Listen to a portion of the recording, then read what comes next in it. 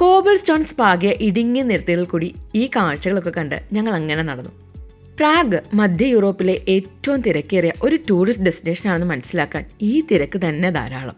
തെരുവോര കച്ചവടക്കാരുടെ ഒരു നീണ്ട നിര തന്നെ ഇവിടെയുണ്ട്. അക്കൂട്ടത്തിൽ സ്ട്രീറ്റ് ഫുഡ് വിൽക്കുന്ന കടകളുടെ മുന്നിൽ കുറച്ചുകൂടി തിരക്കുണ്ട്.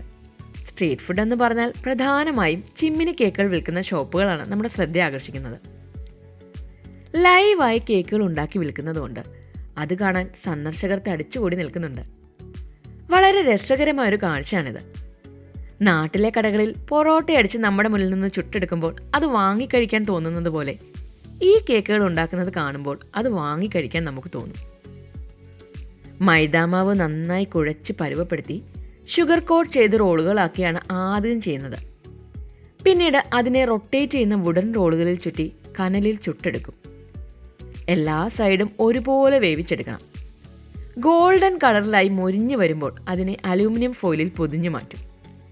ഈ കാഴ്ച കാണുമ്പോൾ തന്നെ വായിൽ വെള്ളം ഊറി തുടങ്ങും. ഇത് ചൂടോടെ കഴിച്ചാലേ ടേസ്റ്റ് ഉള്ളൂ. കൂടാതെ ഓപ്ഷണലായി ന്യൂട്ടല്ലയോ ഐസ്ക്രീമോ ഒക്കെ നമുക്ക് ടോപ്പിംഗ്സ് ആയി വാങ്ങാം. റൊമാനയാണ് ശരിക്കും പറഞ്ഞാൽ ഈ കേക്കുകളുടെ ഒറിജിൻ. എന്നാൽ ഇത് പ്രാഗിലെ നിരത്തുകളിൽ വളരെ പോപ്പുലറാണ്. ഞങ്ങളങ്ങനെ കേക്കൊക്കെ കഴിച്ച് ഓൾഡ് ടൗൺ സ്ക്വയറിലേക്ക് നടന്നു.